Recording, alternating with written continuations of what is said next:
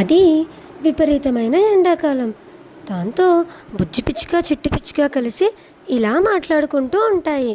మనకేమో summer holidays వచ్చాయి, కానీ మనకు ఈ ఊరిలో ఐస్ క్రీమ్లే అమ్మరు. ప్రతి ఒక్కరు ఊళ్ళలో ఐస్ క్రీమ్లు అమ్ముతుంటారు, తెలుసా చిట్టి? అవును బుజ్జి, మన ఊర్లో తప్ప అన్ని ఊళ్ళల్లో ఐస్ క్రీమ్లు అమ్ముతున్నారు. మనది పల్లెటూరు కదా, ఎవరూ రారు.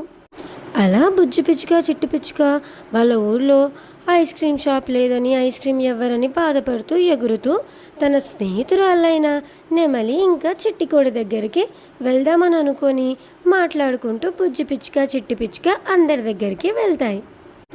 అందరూ కలిసి ఇలా మాట్లాడుకుంటూ ఉంటారు. అబ్బా, మన ఊళ్ళో కూడా అన్ని ఊళ్ళల్లో లాగానే ఐస్ క్రీమ్లు వచ్చి అమ్మేవాళ్ళు ఉంటే ఎంత బాగుంటుంది కదా అని నెమలి కూడా అంటుంది. దాంతో చిట్టికోడి కూడా, నాకు కూడా ఐస్ క్రీమ్ తినాలని ఎన్ని రోజుల నుంచో కోరుకుంది, కానీ ఏం చేస్తాను, మన ఊళ్ళోనే లేదు. మా నాన్నతో చెప్తే తీసుకొని వచ్చేసరికి అది కరిగిపోతుంది అంటాడు. అలా పక్షులు మాట్లాడుకుంటూ ఉండగా అడవిలో ఉన్న ఒక దయ్యాన్ని చూపిస్తారు. ఆ దయ్యం కూర్చొని ఆలోచిస్తూ ఉంటుంది. అబ్బా, రోజు నేను ఖాళీగా ఉంటున్నాను, ఏమీ చేయడం లేదు, నేనేం చేయాలి అని దయ్యం అటూ ఇటూ తిరుగుతూ చాలాసేపు ఆలోచిస్తుంది. అప్పుడు దయ్యానికి ఒక ఆలోచన వస్తుంది. మన ఊరిలో అస్సలు ఐస్ క్రీమ్ బండే లేదు, ఒక్కరు కూడా తెచ్చి అమ్మరు. నేను కనుక ఐస్ క్రీమ్ అమ్మాననుకో అందరూ నా దగ్గరే ఎగబడి కొంటారు. పైగా ఇది సమ్మర్, పిల్లలు కూడా బాగా కొంటారు అని దయ్యం ఐస్ క్రీమ్ బండి పెట్టాలి అన్న ఆలోచనను చేస్తుంది.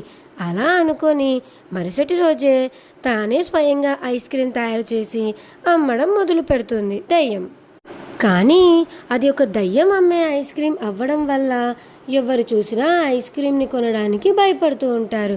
చిట్టి బుజ్జికి, బుజ్జి పిచ్చుకకి కొనాలని ఉన్నా కానీ అది దయ్యం చేసిన ఐస్ క్రీమ్ కదా, దాంట్లో ఏముంటుందో, అది తింటే మనం చచ్చిపోతామేమో అని చిట్టి బుజ్జి మాట్లాడుకొని పాపం దయ్యం అక్కడే చాలాసేపు ఐస్ క్రీమ్ బండి పెట్టుకొని నిలబడినా కానీ ఐస్ క్రీమ్ కొనరు దయ్యం దగ్గర.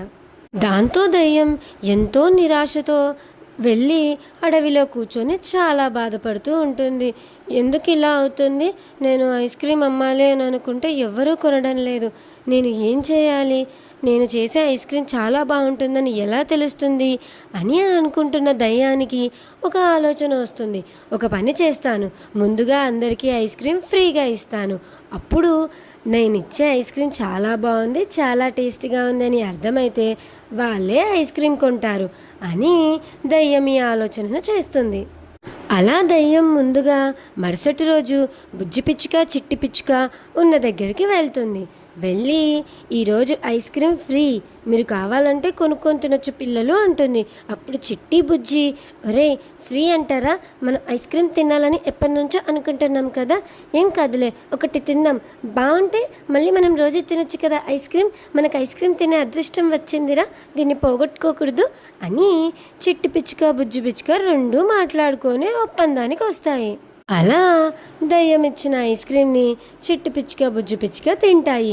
తిని ఆహా, ఈ ఐస్ క్రీమ్ చాలా బాగుంది, నేను ఎప్పుడూ టేస్ట్ చేయలేదు ఇంత టేస్టీ ఐస్ క్రీమ్, మాకు చాలా బాగా నచ్చింది దయ్యం, రోజు తీసుకొనిరా కొంటాము అని చెప్తాయి. దాంతో దయ్యం ఎంతో సంతోషంగా అడవికి వెళ్తుంది.